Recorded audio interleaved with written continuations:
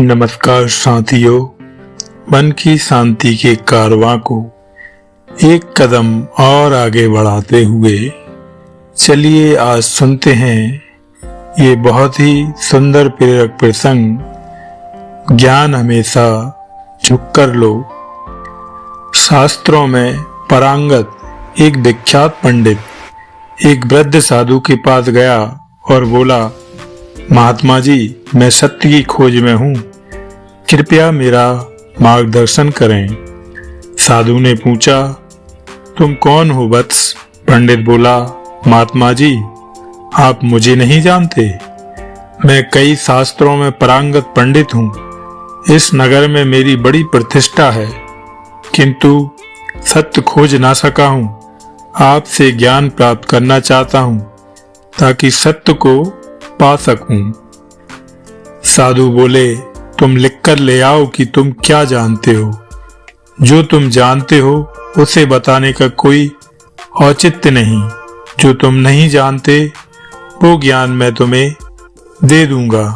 व्यक्ति लौट गया। उसे शास्त्रों का ज्ञान इतना अधिक था कि उसे लिखते लिखते 3 वर्ष बीत गए। 3 वर्ष बाद जब वह साधु के पास पहुंचा तो उसके हाथ में 1000 प्रश्नों की पोथी थी। साधु वृद्ध हो चले थे।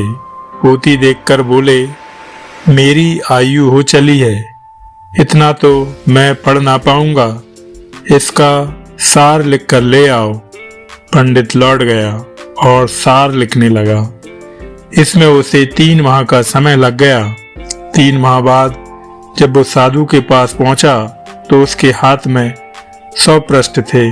साधु बोले, ये भी बहुत अधिक हैं। शरीर दुर्बल हो चला है, आंखें कमजोर हो चली हैं, इतना पढ़ पाना भी संभव नहीं। इसे और संक्षिप्त कर लाओ तो बड़ी कृपा होगी।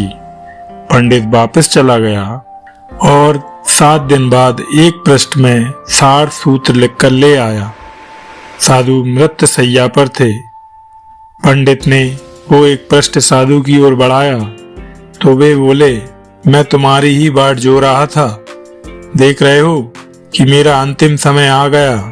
तुम कब मेरी बात समझोगे? जाओ इसे और संक्षिप्त कर लाओ। साधु की बात सुनकर मानो पंडित की आंखें खुल गईं। वह तत्काल दूसरे कक्ष में गया और एक कोरा कागज ले आया। साधु मुस्कुराए और बोले, इस कोरे कागज का अर्थ है कि मैं कोरा हूँ, पूर्णतः खाली हूँ, अज्ञानी। अब तुम मेरा ज्ञान प्राप्त करने के योग्य हुए। शिष्य वह है जो गुरु के समक्ष ये भाव रखे कि वह कुछ नहीं जानता।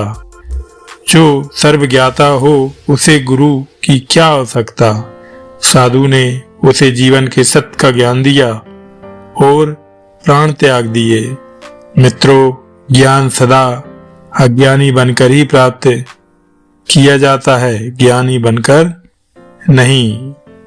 तो आज के सुंदर प्रेरक प्रसंग के साथ मन की शांति का कारवां यहीं पर समाप्त करते हैं। कल फिर मिलेंगे एक नई प्रेरक रोशनी के साथ। तब तक के लिए आपका दिन मंगलमय हो। नमस्कार। जय सिया राम, जय श्री कृष्ण, जय श्री राधे।